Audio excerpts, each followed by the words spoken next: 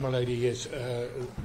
That is, Mr. Kafula is the intervening party, and perhaps he should start if you would wish to deal with that matter first. Might be issue. Mr. Kafula, when advocates introduced themselves in chambers, we were there. We discussed with them that we first proceed with your application for the intervention. We have read your papers. We don't need to repeat what we said on the papers. Yes. So we'll give you about 5 minutes to support the application, because it's clear from the papers that the applicants are opposing it. Yes, The sir. respondents Okay, my Lord. I just want to submit that the applicant has failed to dismiss my application for intervention. The critical question, my Lord, So that was... I just want us to understand each other. Yes, You've just said the applicant has failed to dismiss your my application for... it's an application to intervene, my Lord. It So I'm is the saying court that dismisses the application, not the applicant. there are grounds, my Lord. That's what I mean. So the grounds which they have put forward is not sufficient. They are not sufficient enough to dismiss my application to intervene.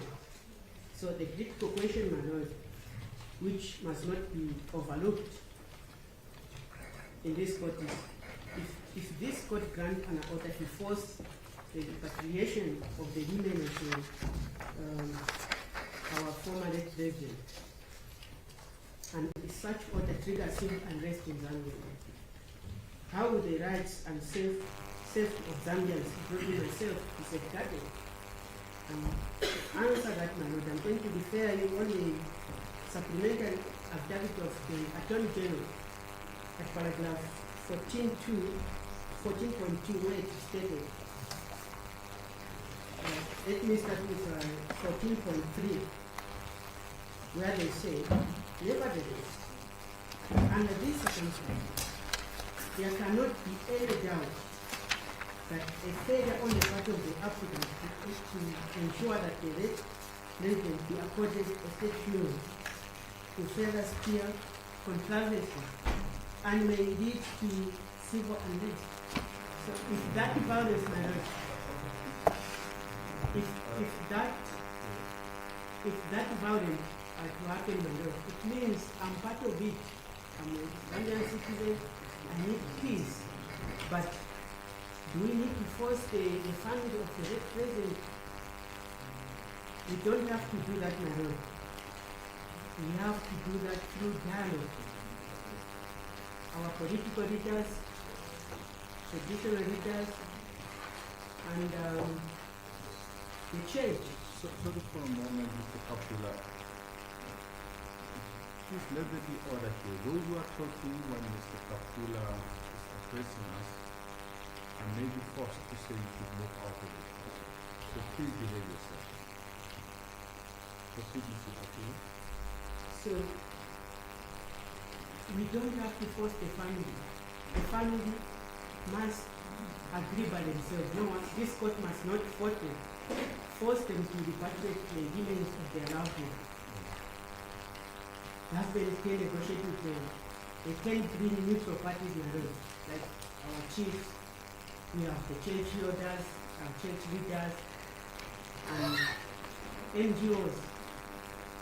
People who are not worshiping government. If you bring people who worship government, they can't agree because their negotiation cannot be fair.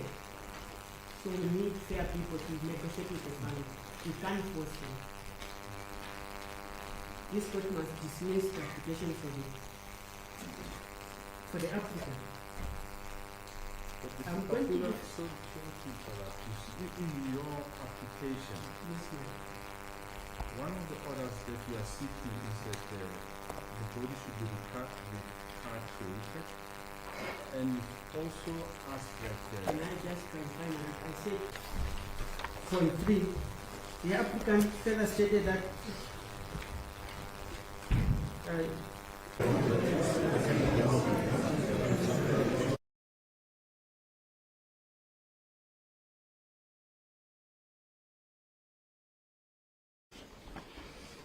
What the applicant seek is the deportation of the body of the late President to Zambia, and we contend that the applicant has a clear right. Why is that relevant? Because it's interdictory relief. The clear right we submit are based firstly to an extent on the wishes of the deceased, and we will take you to the founding affidavit where the respondents, in fact, and I may perhaps just clarify when I refer to the respondents, my lords, my lady, I refer to the first to 7th respondents. The 8th respondent, who is the undertaker, doesn't play any role. So reference to the respondents essentially is a reference to the family. What they stated is that the deceased, his wish was upon his death, he should be repatriated, but he should be taken by private charter. That's what they say up front.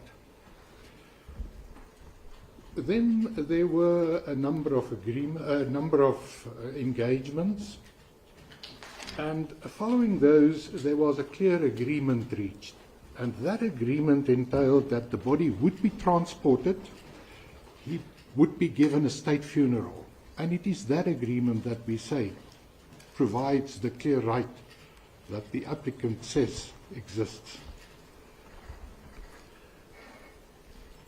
What we also now know is that that agreement, which is contested by the respondents, was repudiated. And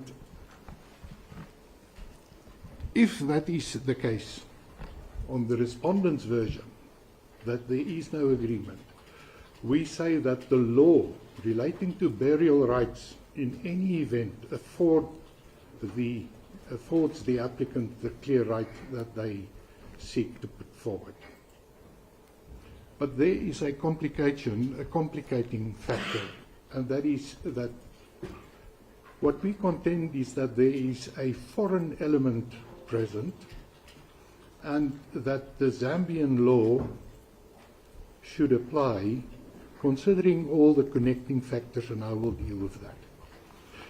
And if we look at Zambian law, there is clear judicial precedent stating that in the case of a person of significant national interest, the wishes of that person and even the family of that person must yield to the broader public interest.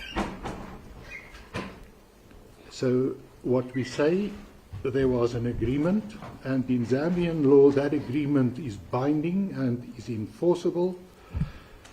In the alternative, if there is no agreement, then in any event, the law relating to burial rights provides for the applicant to be able to afford a state funeral and the burial in Lusaka.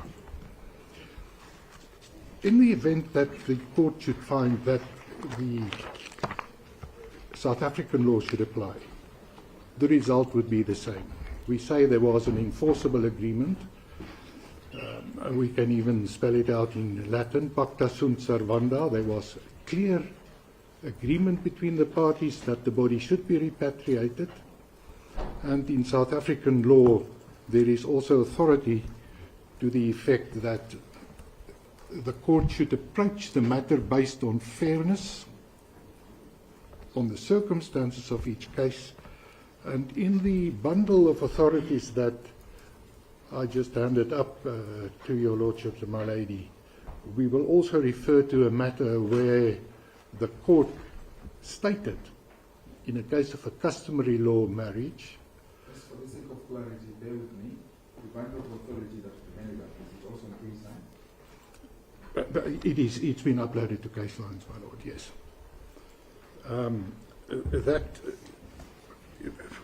That in a matter that I will refer your lordships and my lady to, the court found that where it concerned a person, it's a Mr. Tsambo, of significant national interest, or an important person who was being granted a funeral by the province, the court said that the wishes of the family must yield to the broader public interest, which is exactly the same as is the case in Zambia.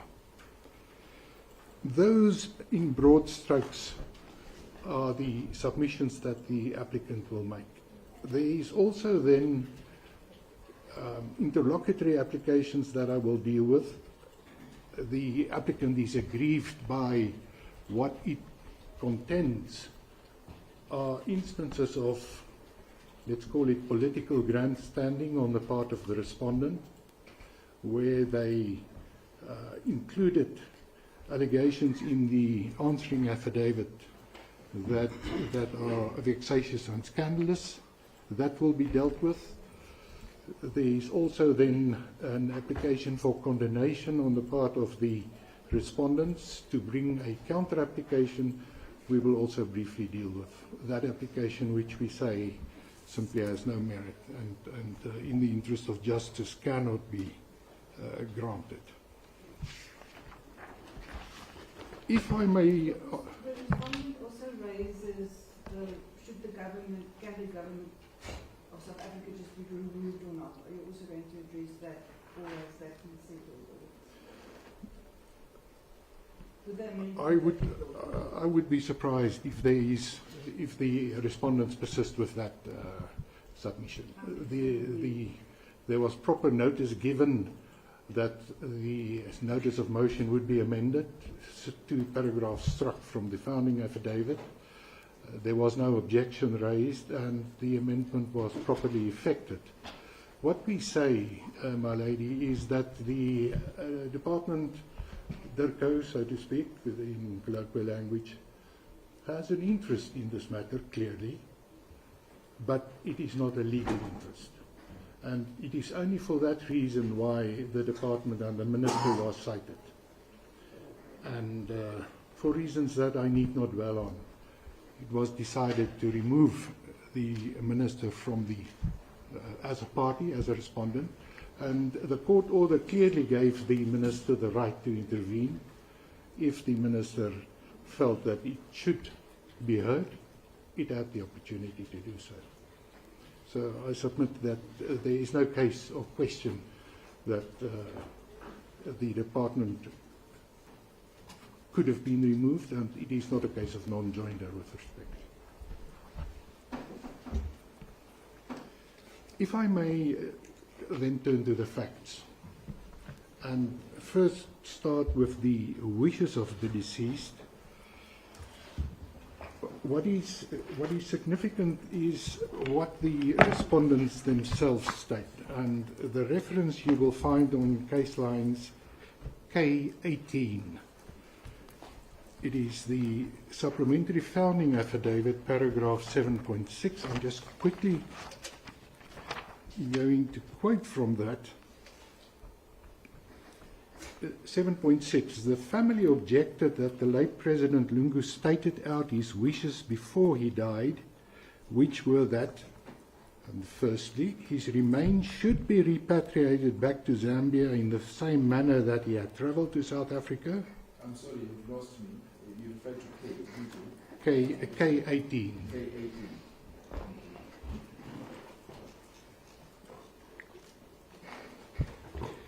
And then 7.63, in the event that he was accorded a state funeral, his successor should not be allowed to attend it.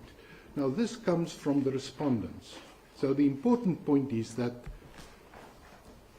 it was never the late president's wish to be buried in South Africa. That's simply not on the papers. And that's what the respondents now seek to do. So what they want is, in effect, to go contrary and against the wishes of the deceased. What they also said is that in the event that there is a state funeral, his successor should not be allowed to attend it. Now that issue was dealt with specifically in the subsequent meetings that were held between the applicant and the respondents. And it is from those meetings that a compromise agreement flowed.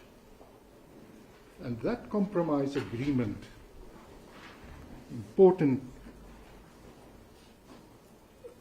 entails that if the president is present, he can be there, but he must be there when foreign dignitaries are present and also when the funeral takes place where heads of states are. And I will get to that and I will take you to the relevant portions.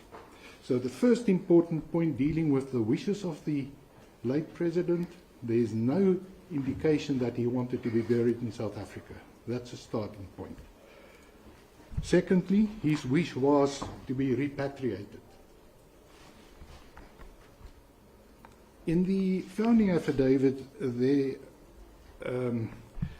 meetings that were held then are set out. The first one is a meeting on the 10th of June. That was in City Lodge. You find in the supplementary founding affidavit, paragraph 7.9. And the gist of that meeting, I'm just going to summarize to the court. The president would be given a state funeral, and the current president, Hichilema, would not preside over it, but he would be allowed to receive foreign dignitaries. He may be present at the funeral where foreign heads of state would be present, and Archbishop Banda would celebrate the Mass. And then it was also agreed that the tentative order or program would be drawn up and shared. And that program was in fact drawn up. And there's some controversy in the papers. The applicant initially said, we drafted the program. The respondents then retorted and say, no, we drafted the agreement or the program. And just for me to follow, are you relying on FAA7? Indeed. Is that what you're relying on? That's what I'm now taking the court to, my lord. That program is extremely important for two reasons. Firstly, it was drawn up by the respondents. And secondly, following further negotiations, the parties agreed that that program will be implemented. And what we say is that it is exactly that agreement that we rely on. The agreement that FAA 7 be implemented. And it is that agreement that the respondents breached. If I might ask you to go to FAA 7, it's K64 on case lines.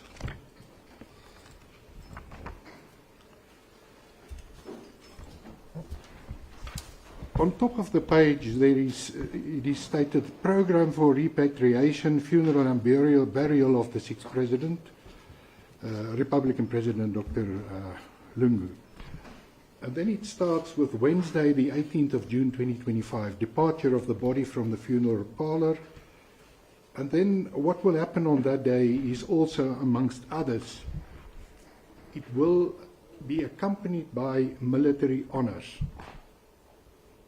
That is after the body now has arrived at Lusaka. There will be military honors. If you go down the page, on Sunday, the 21st of June 2025, provision is then made for the state funeral at Mulungushi Conference Center hosting foreign dignitaries. And your Lordship and the lady will bear in mind that there was the agreement reached that when the funeral takes place, that the current president will be permitted to be there when foreign dignitaries are present to receive them, and also when the state funeral takes place. Now, I emphasize this because this is one of the grounds on which the respondents, when they made the remarkable about turn on the 18th, stated that the agreement was repudiated by the applicant, because they say, no, we've now heard, or we now understand that the president will be present. That was never agreed. We say that is not correct. What is also important, at the bottom of that page, FAA 7, there are 5 notes. The first one, national mourning to be extended. 2, the body always to lay in state at Chifuema. 3, the body to be always accompanied by a relative. The aide de camp and by the doctor, the physician. 4, the parties will consult and agree on who speaks at all events. And 5, the Honourable given Lubinda to speak on behalf of the Patriotic Front Party, who is the current opposition. Nowhere on this document is it stated that the current president may not be present. It's not recorded here. And why not? Because that was not the agreement. The agreement, as I said, was that the president may be present on those conditions that I've set out. So what is important is that following this program, there was again a further meeting that was held, and on the 14th of June 2025, it is now common cause that all the parties agreed on the program which was accepted. I may take you to answering affidavit paragraph 26.1, that is case lines 046.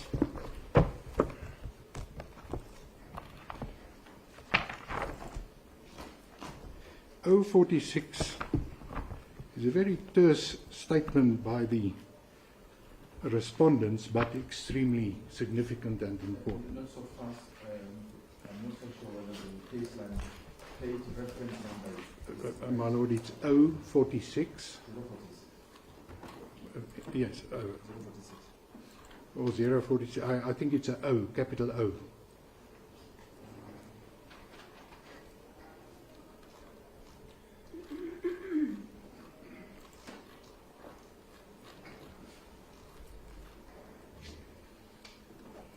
It's paragraph 26.1 of the answering affidavit. I quote, the parties agreed upon the implementation of Annexure FAA7 on 14 June 2025. And that is the applicant's case. What we say is there was a clear agreement. That agreement was repudiated on the 18th when the respondents refused to cause the body to be transported to Lanseria Airport. And it is that agreement that we seek to enforce, and that gives the applicant the clear right.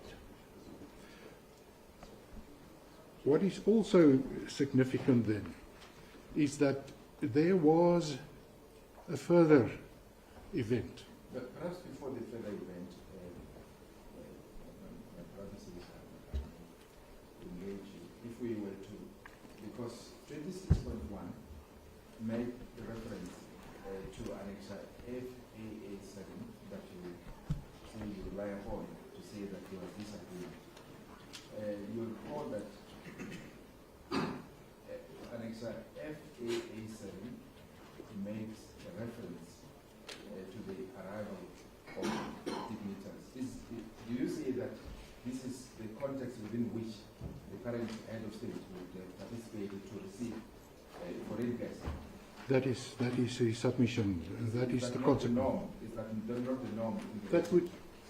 That would be what one would expect, especially when military honors is provided, that the current president, as head of the military, head of the armed forces, would be present. What the respondents contend is, look, we did not understand it in that manner. We say that is an untenable proposition.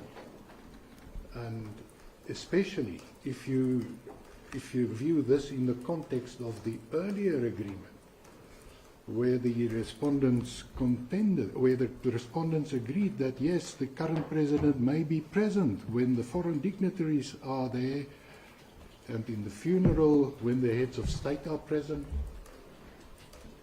that clearly would be the position, my lord. Is it not raising a dispute? I submit no, my lord. What they say, on the papers before the court, there was an agreement. We say we rely on that agreement. They say, properly interpreted, that agreement gives rise to further or to a different conclusion. That's a matter of law, the interpretation of the agreement. And we say that there is simply no basis to contend that such an interpretation is possible. So, with respect, there is no dispute as far as facts are concerned. There may be a dispute as far as the law is concerned. And we are comfortable to say that the agreement is clear, properly interpreted. The applicant should be entitled to have the body repatriated for purposes of a state funeral. That's been the clear agreement. And that's also, and that is the next step, my lord, what the respondents conceded when there was the joint press conference on the 15th. And the content of, or what the respondents during that press conference did was to candidly concede what they themselves described as a compromise agreement. And the spokesperson for the family, it's a Mr. Zulu, he stated, he set out the terms of that agreement. And you find it in the supplementary affidavit, paragraph 9.5, it's case lines K24.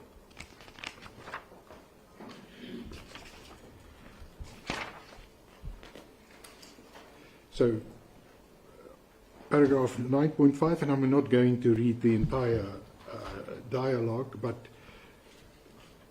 what the applicant says is that the seventh respondent set out the compromise agreement that was reached. Number one, that the body of the late president shall be transported together with the family from Lanseria using a private charter. Secondly, following arrival and receipt of the body by the family, full military honours will be conducted at the Kenneth Kaunda International Airport, after which the body shall be taken to the funeral house. Paragraph 4, that the state funeral that will host foreign dignitaries shall be held at the Mulungushi Conference Center. And it goes on. 7, the body of the late president shall always be accompanied by a relative, the aide-de-camp, and former president's personal physician. So what the respondents, Mr. Zulu was always the spokesperson for the family. What they confirmed is that Annex FAA 7 would be implemented, and that is what we say what should happen. And then sadly the respondents turned around and reneged on that agreement, which their spokesperson clearly articulated.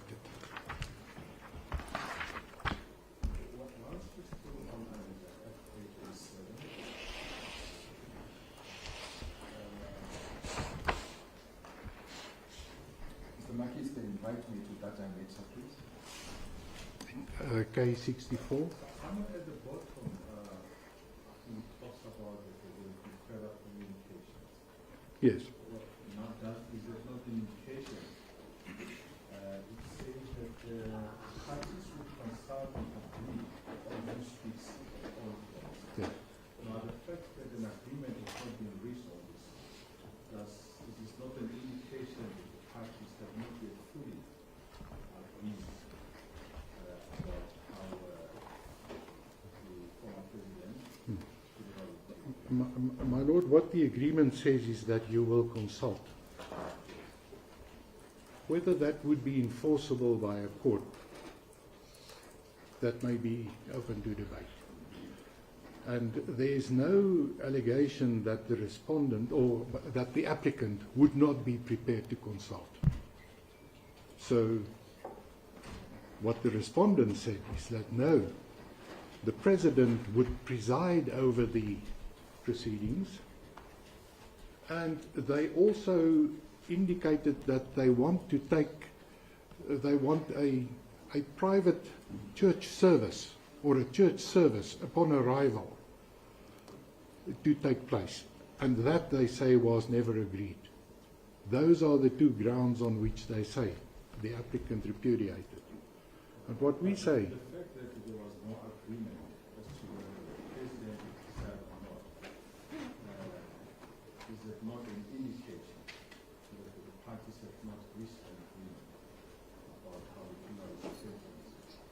What we say, my lord, is that FAA 7 is the agreement. How you should implement it,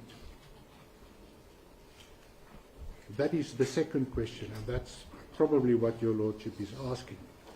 Does this agreement entail that the president would preside? What we say is, if you look at this agreement in its totality and the role that the president would play, there will be military honors where he will be present. I understand other things that are agreed upon. That's not an issue. Was there an agreement on the role that was played by the president? We say yes, because FAA 7 must be seen in the context, and that context is provided by the negotiations that preceded it, that clearly spelled out and set out the role that the president will play. You say item 4 on this amendment should be ignored. Item 4, that says the parties will consult. And agree on who speaks and all that. An agreement reached on that. Well, the parties agreed that there will be consultation. And the way I understand the law, my lord, is that such an agreement, it's a pactum de contrahendo, so to speak. If they can't reach agreement on who should speak, there's no deadlock breaking mechanism. So this particular provision may be problematic. But my submission is it does not negate the entire agreement that has been reached. So even if there's an agreement to consult, So there is an agreement to consult. And the way I understand the papers, this issue of whether the president will take part or not was not agreed upon. that's the respondent's version, my lord. So the applicant's version is that they agreed upon. Yes, it was agreed. Not a dispute of fact. It was agreed that he would be present upon the arrival of the dignitaries and when the funeral take place, when the foreign heads of state would be present. But this issue that the parties will consult, that's the agreement. If the respondent says no, there was no agreement that the president may preside, we don't have an issue with that. As long as FAA 7 is implemented. That's what we say. So interpret FAA 7, and if you look at FAA 7, that's what the applicant seeks in the notice of motion. Implementation of that. Perhaps as a follow-up for my benefit, what is meant by presiding in this context? Won't there be a program director? Well, Does it mean that the current president will be presiding over the program? Is that what is meant by presiding? my lord, I can only take it as far as what the paper says. Perhaps the draft program might give us a clue. The draft program that was prepared after the agreement that we are relying on, FAA 7, might give us a clue. Is there a reference to who is presiding in that draft? That, or rather, does it contradict the contents of FAA 7? My lord, I checked it and I couldn't find any contradiction. You could not find it. No. Let's just go to the draft. That is the one that was disputed. Archbishop found is on the program. That was the issue. Yes, it's page 0101. The handwritten one that was also sent on the same day. What is the case number? 0101.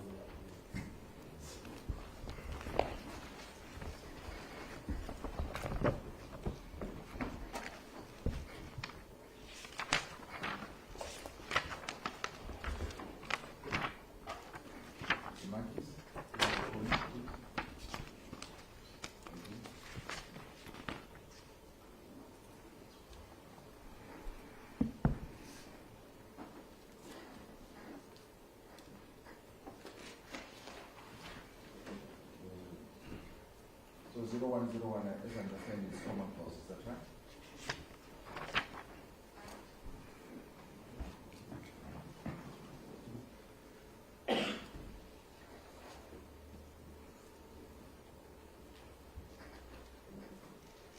Yes, it's this EL16, my lord. I just need to find the reference in the answering affidavit.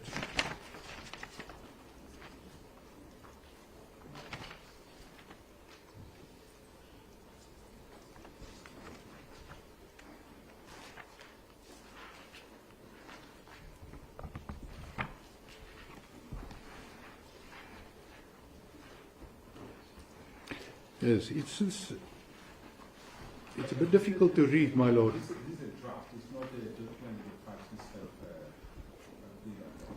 No, this is, yes, it comes from the applicant, and my understanding is that this is why the applicants now say, look, the respondents say there was a breach. And this serial 2, I'm just reading from the document itself. Upon arrival at Mulungushi, Old Wing, the President of the Republic of Zambia will receive the family and the military will march the casket into the hall and position the casket in readiness for body viewing. Now that's not who will say, in other words, that's not an indication that he will do a speech or will state anything. The way I understand this is just he will be present. And that appears to be the entire complaint of the respondents. Because the current president will be there, that goes against the grain of the agreement. And that's why they say there was a repudiation. Now this ties up clearly with the military will be present, the president will be there, and he will receive the casket.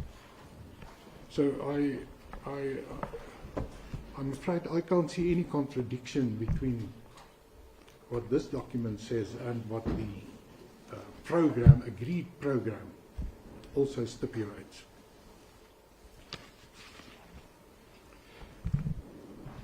So to conclude on the agreement itself, what we say is that the relief we seek is based on this agreement, and the issue that bothers the court, the question of the consultation and the fact that there may not be an agreement on who exactly will speak, what we say is the agreement provides for a consultative process. It's with preside, because that is in the center of the dispute. Well, who will preside? As far as the funeral is concerned, it's clear that the Archbishop will preside. When the body arrives, the President will be there. He's head of state. He's the head of the military. He will clearly be in a position there to represent the state of Zambia, the Republic. And if you call that preside, then yes, he will preside. What we say is there will be military honors. And if the conclusion is that the head of state will preside, then that is a conclusion that will flow logically from that fact. It will not mean that the applicant has breached the agreement, because this is what it is really all about.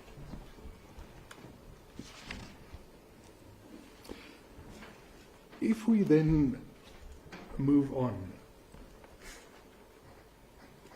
the respondents contend there was no agreement. We deny that. We say there was clearly an agreement. Then we say the law in respect of burial rights apply. And if you then ask the question, what law should be applied? We say that the conflict rules will take you to the laws of Zambia. And that we deal with in the heads of argument.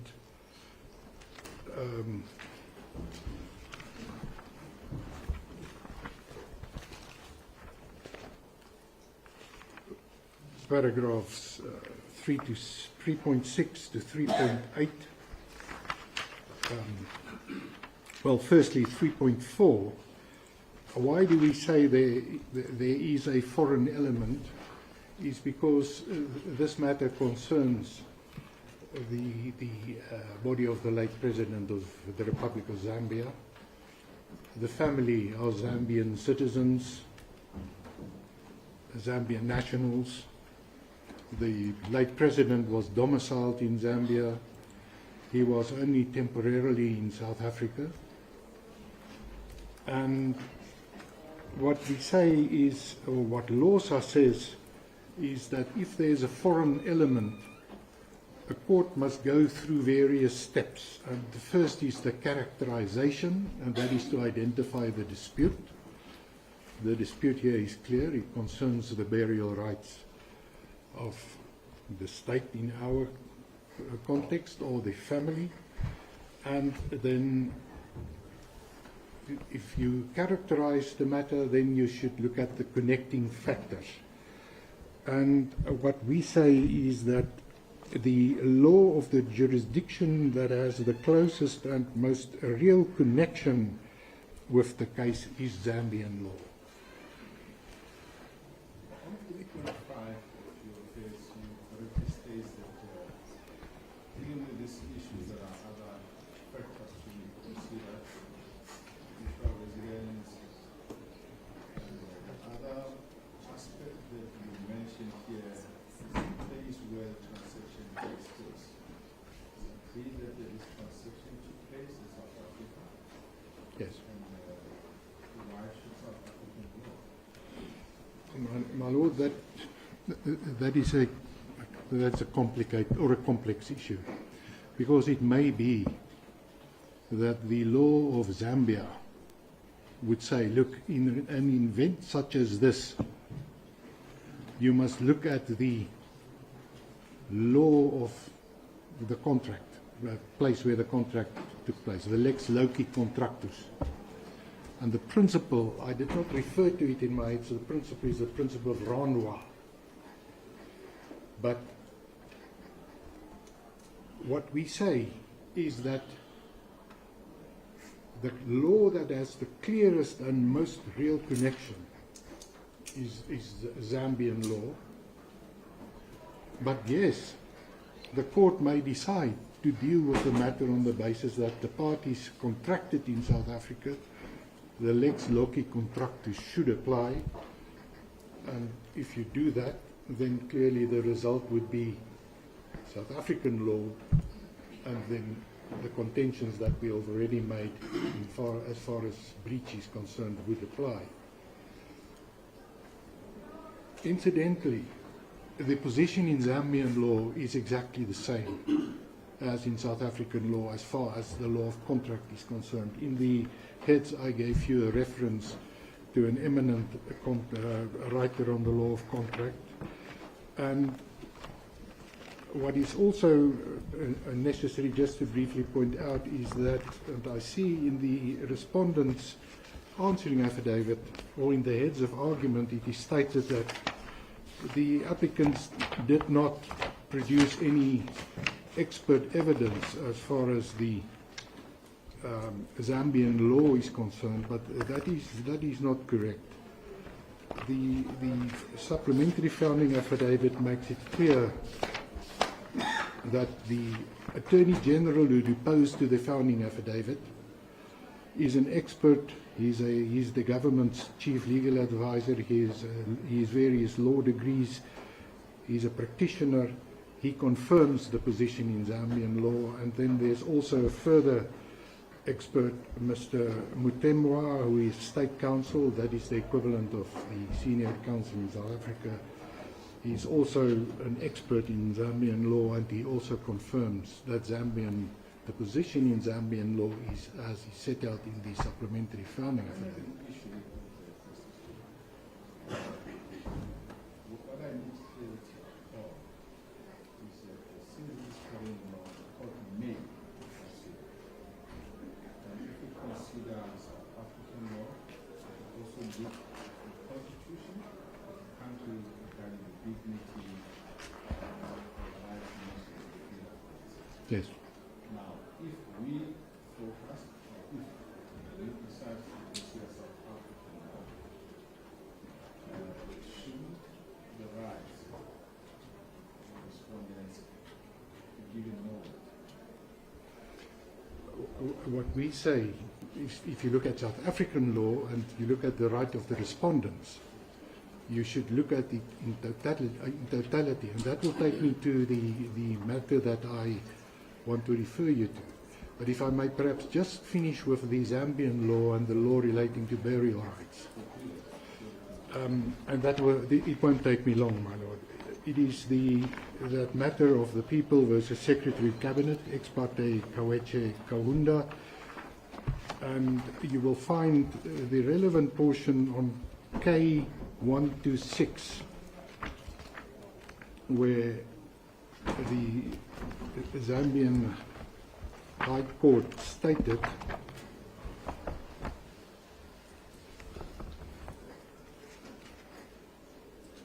yes. The decision is clear that the distinguishing factor is in that case,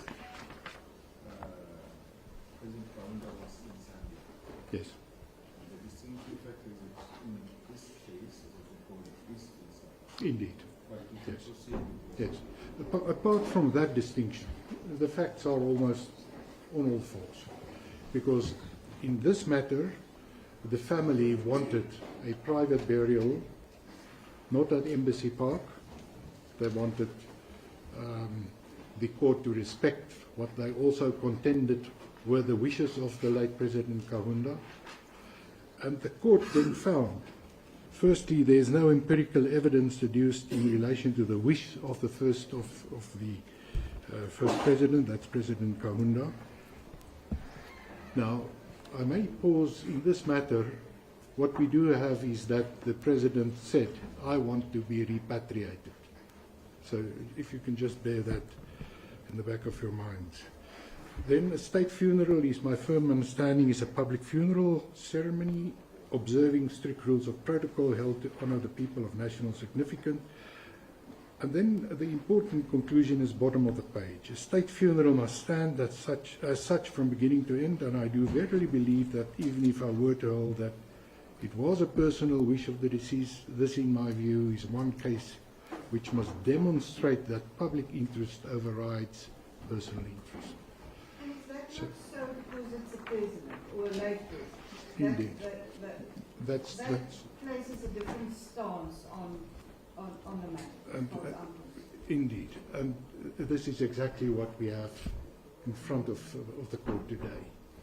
And if we look at the South African law, and that is the two matters, or that there are two matters that I did not refer to in my heads of argument. And these matters are, well, it's actually one matter. It's the matter of Sengadi versus Sambo. It is item number 13 in the bundle that we handed up, and that was also in case lines T104. 13. On the list of authorities, you have Gabama and Bete. 13. No, on the index it's matter number 13, my lord.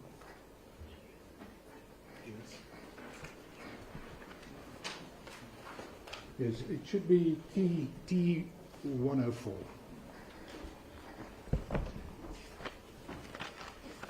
This is a decision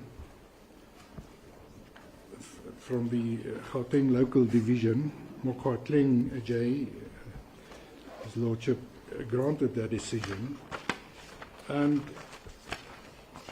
what this matter was all about, it concerned an application by the customary law wife to have the deceased buried at a place where they wanted to arrange for the burial. And that application was opposed by Mr. Tsambo, who is the father of the deceased and the father-in-law of the applicant. And the issue in that that was raised was whether there was in fact a valid customary law marriage. And the contention was that the wife was not properly handed over to the husband's family. And the learned judge then found that that may be so.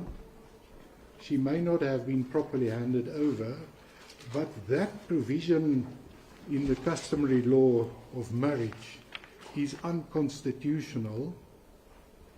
And he then found that because that requirement falls to be disregarded, there was in fact a valid marriage. His conclusion then is that, well, if that is so, the wife's wishes as far as burial must take precedent. But then comes an important part of that judgment, paragraph 41. You will find that probably T. 110. Yes, 110. I'm quoting from the decision. The applicant, as the customary law wife of the deceased, Jabulani Tsambu, pursuant to a customary law marriage concluded between himself and the deceased on so-and-so date, is entitled to bury her customary law marriage husband, the deceased. But in this matter, there are competing claims predicated on the principle of Ubuntu vis-à-vis the deceased's family and the applicant's rights as the deceased customary law widow.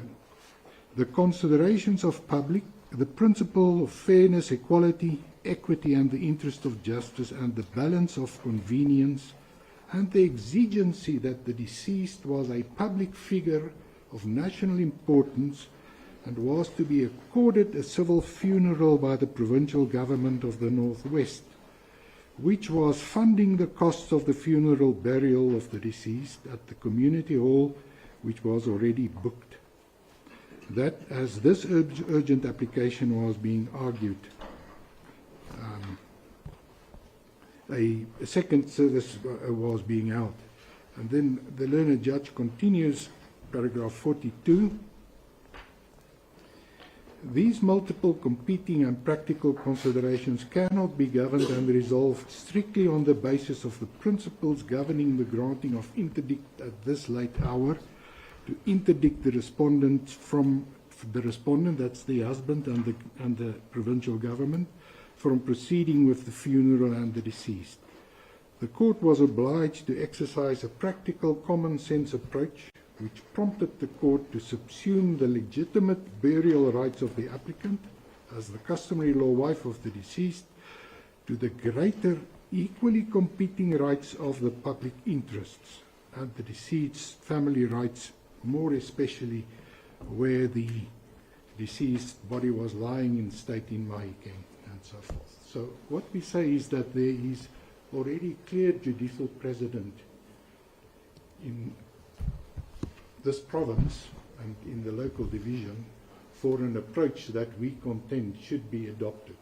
And in our heads of argument, we referred you to the two matters, the two decisions by Fleming, Mr. Justice Fleming, the Trollop and the Kutuane matter, where he also propagated and advocated a more flexible approach,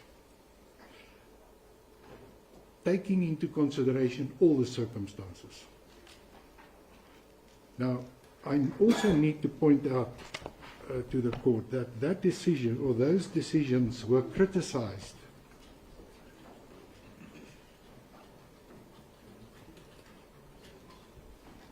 Mr. Speaker, I just want to indicate that we've got another 15 minutes to address the full meeting.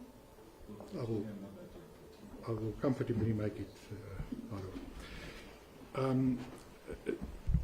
Those decisions, the Kutuane and the Trollop decisions, were criticized in the PN and another versus PN matter. It's referred to by the respondents in their heads of argument, and it's also, it should be, It's item 15. Item 15T 128.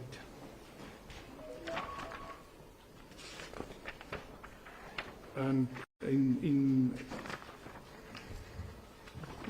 the PN matter, the learned judge, Mr. Justice Moshwane, criticized the approach adopted by the court in that matter. It's in paragraph 25 of that decision. And what the learned judge pointed out is that, look, you can't just ignore the rights of the common law wife in a common law marriage.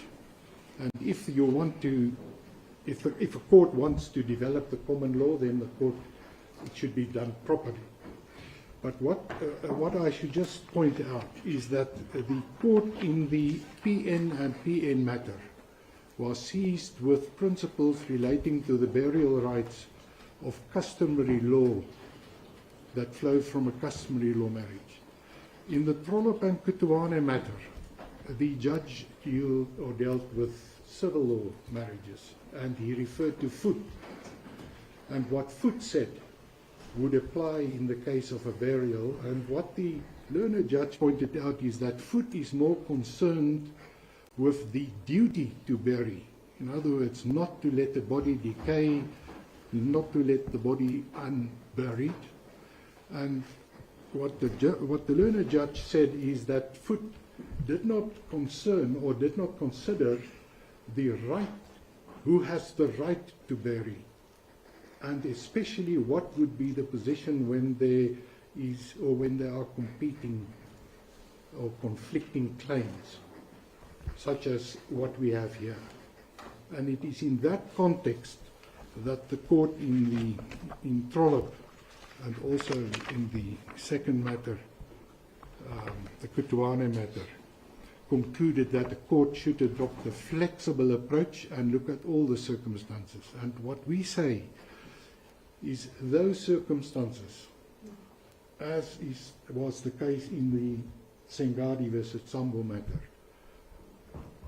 resounding conclusion would be the government or the applicant should be entitled to bury, for the very reason that the late president was not an ordinary person. I might point out that the Sambo matter, Sengadi versus Sambo, it went on appeal to the SCA, and the SCA dismissed the appeal, but for a different reason. What the SCA found was that the court could not have, of own accord, concluded that the rule, or the customary law rule, to hand over the wife was unconstitutional. The matter was never raised on the papers. But the Supreme Court of Appeal then found that on the facts, there was in fact a marriage. And it reached the same conclusion as the quota quo, but via a different route. But the SCA never criticized the finding of the quota quo in paragraphs 41 and 42. As I indicated or said, it dismissed the appeal. So what we say is that the principle in the Sengadi matter would accord with what was also found to be the proper approach by His Lordship Mr. Justice Fleming in the other two matters that I refer to. And it is also clear from that decision by His Lordship Justice Fleming that there is a difference of approach between what he referred to as the old Transvaal province and the position in the southern jurisdictions, in the Transkei and Eastern Cape, where they give preference to the rights of the surviving spouse or the heirs. And we contend that the approach by Fleming and also in Sengadi should be followed and should be adopted. That concludes my address to you on the merits. I just need now to deal with the condonation application and then the application to strike out. Dealing with the condonation first. what the respondents seek to do is to introduce a counter application at a late hour, late in the day, so to speak. And the counter application is peculiar because what they seek to do is they want to introduce, and they say that they do it on the basis of the facts already put before court in the answering affidavit, is to declare the agreement, which we have now indicated has its basis in FAA 7, to declare it void based on a misrepresentation, fraudulent, alternatively negligent. And then they also say, well, there are two further grounds on which we seek to impugn or have the agreement be declared invalid, and that is firstly because it is impossible to fulfill, and secondly because it will grant or cause undue hardship. And in the answering affidavit to that counter application, what the applicants simply say is that there are no facts provided to support any of those contentions. But taking a step back, when you seek an indulgence, condonation, you need to fully explain your delay, you need to fully explain the full period, set out the reasons, and provide the court with a reasonable explanation. And what we say is that the respondent simply woefully failed to do that. They never particularize when they concluded the counter application should be brought. It is not clear on the papers what consultations they did. There are broad and generalized statements made that we consulted, and then we came to the conclusion that we should, that we will file the answering affidavit, but they don't say what happened thereafter. It was on the 11th of June. So what we say is that an applicant for condonation should show good cause. It has two legs, a reasonable explanation, which we say is lacking. The second leg is that the application is not frivolous and it has prospects of success, and we say they are simply none, because no facts are provided. The Constitutional Court says that ultimately it must be in the interest of justice, and we say under the circumstances that you have before you, interest of justice will never be served by granting condonation, which will lead to postponement of the matter. It will require further consultations, and that can simply not be permitted. The respondent or the applicant dealt with these issues in the heads of argument. It is ZA, section ZA 02-6, where the heads of argument start, and we also refer you to the decision of the Constitutional Court. It is in the Van Wyk matter, Van Wyk versus Unitas Hospital. Those principles are well established, what the Constitutional Court says an applicant for condonation should satisfy. So we say that there is no basis for the granting of condonation, and it falls to be dismissed with costs. I will deal with the issue of costs just before I sit down. Then your Lordships has, and my lady has, the striking out application. And what the applicant says is that there are portions of the answering affidavit that are vexatious and scandalous, that serve only one purpose, and that is to paint the current president with a tar brush, and that is completely irrelevant to the matter at hand. Those allegations, because they are unsubstantiated, no facts were provided, we say we can't answer thereto. So that's where the prejudice lies. And in the supplementary founding affidavit, those instances are listed, and I do not intend to go through and to read out each and every one of these offending portions. What I may just point out is by way of summary, it is in the heads of argument, paragraph 6.6. The offending portions are dealt with in 6.6.1 up to 6.6.16. So those are all instances of what we say is nothing more than political grandstanding and attempts to vex, and these allegations fall to be struck out. They are scandalous in the sense used by the Constitutional Court. So I really am begging to find that there is any privilege to the applicant. If it is accepted, I'll just give one example that the authorities refused the late president to travel to attend a conference. The authorities refused him permission to come to South Africa, as documented by the letters. So if they say that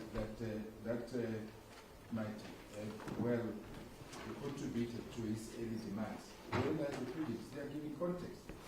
Well, my lord, that particular allegation, if my memory serves, we do not seek to strike. What we do seek to strike is where there are references to persecution, that the president fled Zambia. Those allegations, we say, have no place here because they are simply not the truth. Well, there are no facts to back them up. And that's why we say they must be struck.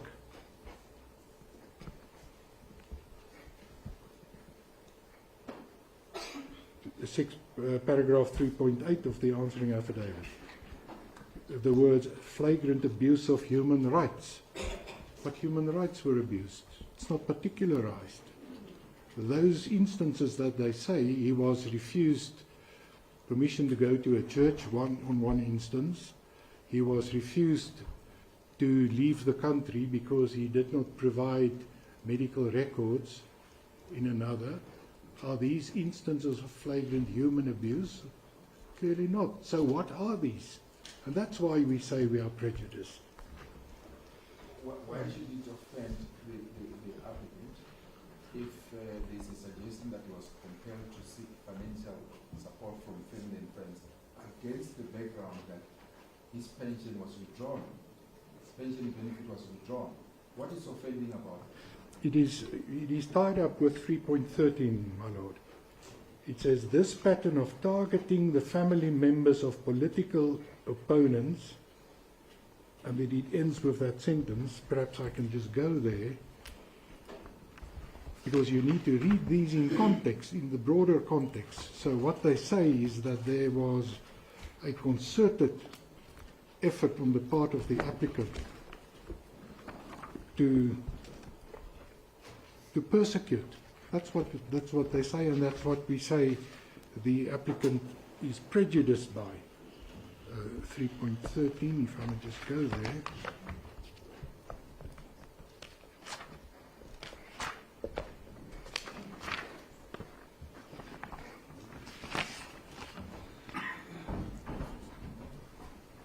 Yes, this pattern of targeting the family members of political opponents constitutes a blatant abuse of power and a violation of both domestic and international legal standards.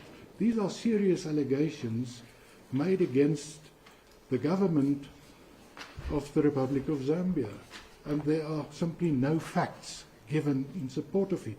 How does the applicant even start to address this? And that's why we say we are prejudiced. We can't simply deny this. The facts or the allegations are made. We can say it's not the truth, what we which we do, but these allegations should not have found their way into the answering affidavit in the first place. And that is why we also object to that first statement that we seek to have struck out. It's because it's part of this entire narrative. 3.14, further example of these underhanded tactics. Well, 3.14 is what we say is irrelevant. Yes, 3.14 to 3.16. So if I may deal with that, 3.14 to 16 deals with firstly what happened. Even if that is true, how will it affect our judgment? It can't. No, it can't. It can't, my lady. But that also takes me to the relevance of those statements. These are serious allegations made that simply has no relevance to the matter at hand. And on that basis, the applicant is also entitled to have it struck. And the last item that I need to just quickly deal with is the impermissible hearsay, and that is an equally serious allegation that concerns the fact that because on the respondent's version, I paused to mention, I interrupted myself. What the respondent says is because you refused permission, you caused the early demise of the late president. And they state it here. I paused to mention that the treating physicians expressly indicated that had the late President Lungu been afforded the opportunity to consult with them during 2023 or at latest early 24, they would in all probability have been able to remove the tumor timeously, thereby avoiding any life-threatening consequences. Now this is again a very serious allegation that they make. It will not affect the judgment, no. But so it's irrelevant, firstly. But secondly, this comes from the mouth of the treating physicians. It's not confirmed, and it's the serious allegation that is made that simply depends on. You can't attach any weight with it, my lord. But what we say, it should be struck. We're entitled to have it struck. It is irrelevant, it is impermissible hearsay, and we seek an order to that effect.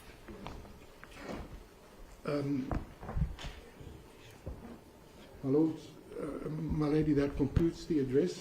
We seek costs, scale C, including cost of legal counsel. Striking out the normal cost is a punitive order. We seek a punitive order if you strike. May it please you.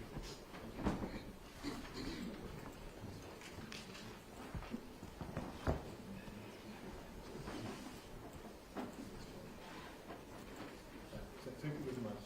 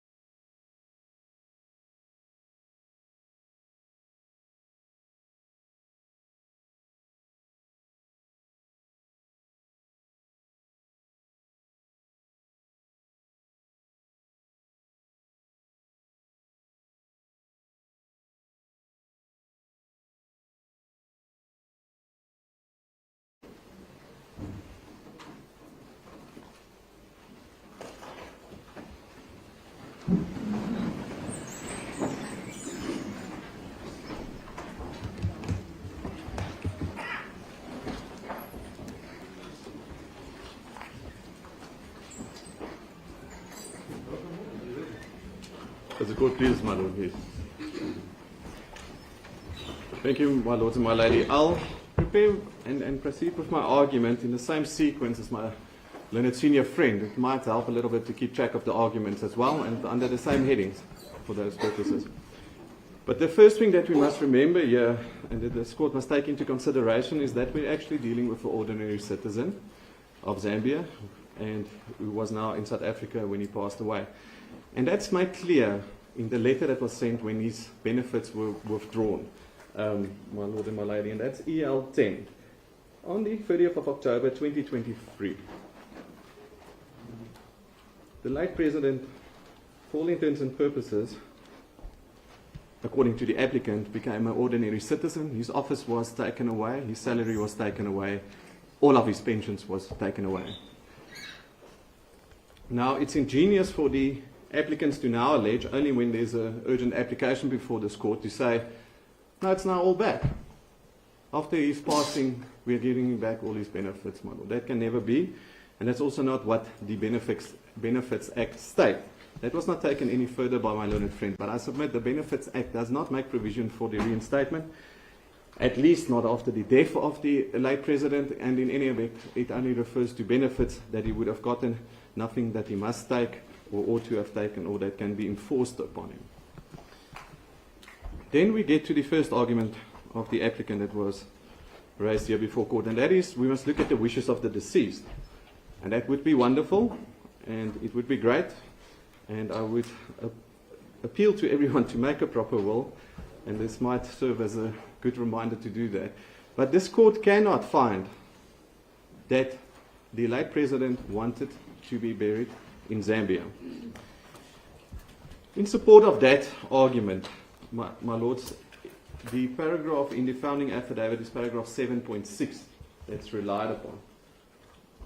Now, if one reads paragraph 7.6 of the founding... Just before you proceed, so instructing Atin, your colleague, would you invite us as we go along? As the court pleases, yes. It will be on page K18, and she will refer the Honourable Court to page K18, K18. I see she's just having trouble with connection at this stage. Sorry for that. So, paragraph 7.6, we need to read that. It says the family objected that the late President Lungu stated out his wishes before he died, which were that. So, on their own version, the family objected that those are his wishes that's listed there. So they cannot rely on paragraph 7.6. It's not what it says. In any event, one then needs to read the answering affidavit in response to that. And that's at page 045. Where it says at paragraph 7.10. Where it says it's admitted that there was a second meeting held. It's denied that the current president would preside over the state funeral. It was proposed that the current president only be allowed to receive foreign dignitaries and could be present at the funeral where foreign heads of state would be present. The current president was not to play any further role in the burial proceedings. Sorry, please repeat the paragraph you're reading from? It's paragraph 24 on page 045 in the answering affidavit.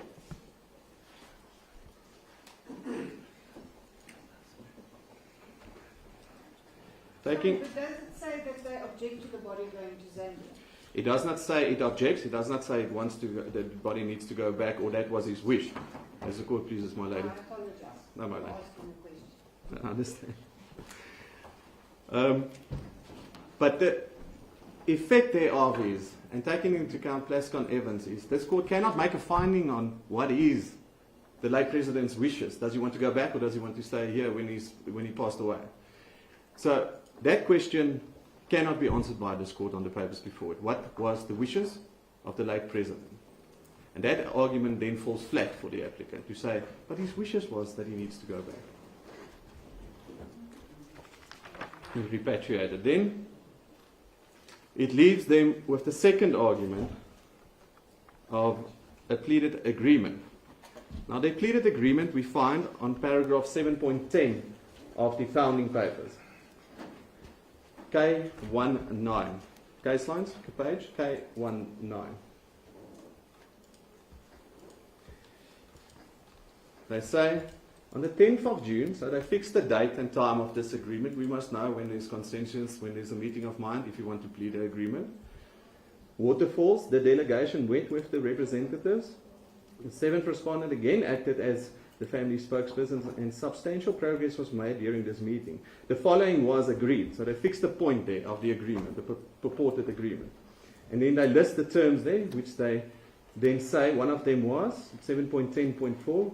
The President of Zambia would preside over the state funeral, and the Catholic Archbishop, Dr. Alec Banda, would celebrate the Mass. Now, we go to the answering affidavit, and we see that that's denied, that 7.10.4 would ever be a term of that agreement. It's denied, expressly denied in the answering affidavit.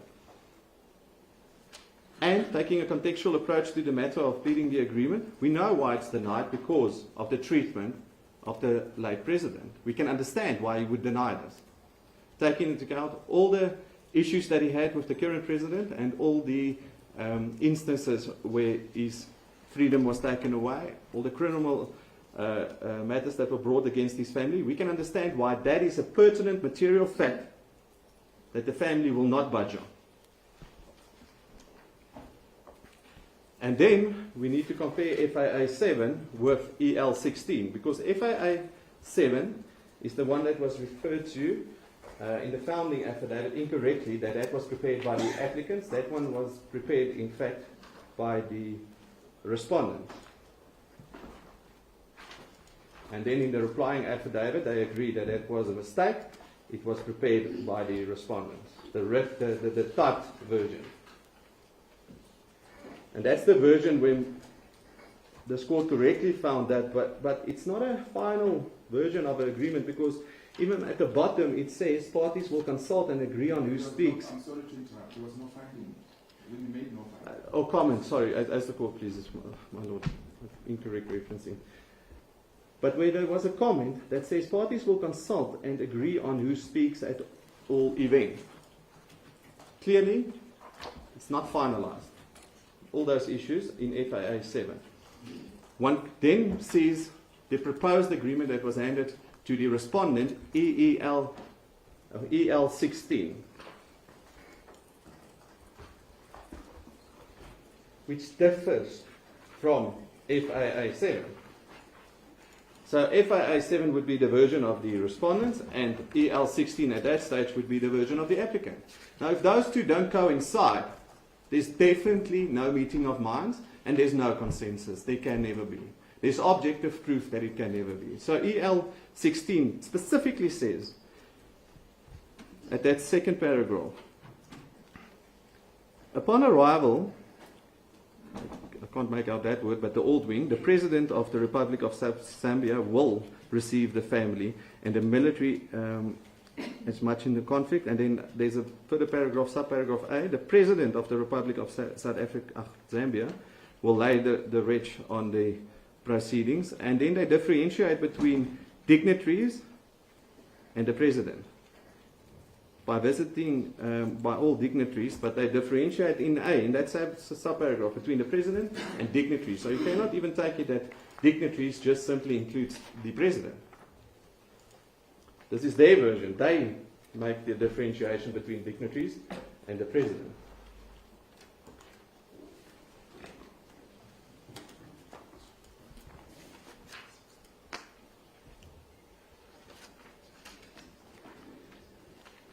Now, Just one moment, please. let's go, please.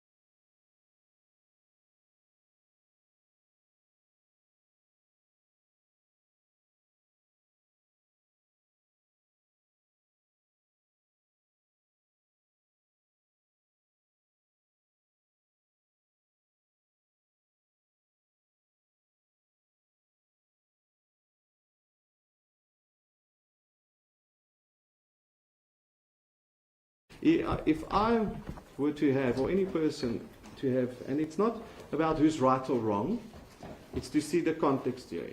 I have any gripe with my brother, and I do not want him to preside over my funeral. It's my wish. And those wishes, this court will give effect to.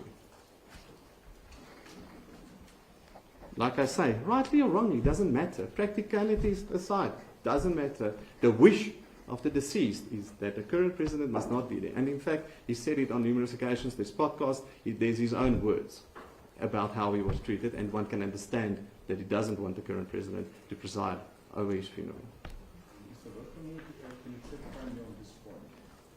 Should this court consider the wish of the deceased or the wish of the wife and the family? If the wish of the deceased can be ascertained about where to be buried, this court needs to enforce it. If it can't be, you look at, according to South African law, and even the cases my learned senior friend refers to Sengadi and the like, all of those cases in South Africa, you look at the deceased, does he have a will, does he say where he wants to be buried? If he doesn't, if we can't make that call, then we look at his wife, basically. If it's now his custodial wife or civil wife, we need to find out who's his wife in terms of all of those decisions, and we look at it, and then maybe the next of kin, the siblings and the like. Those are how I see the case law in South Africa. What is the wish of the deceased? Where does the deceased want to be buried? Well, we cannot say where he wants to be buried, my lord, so I cannot make that submission. The wife? The wife wants him to be buried here. Was there no arrangements that he should be taken to Zambia to... There were certain negotiations shortly after his death about whether or not to bury him in Zambia or not.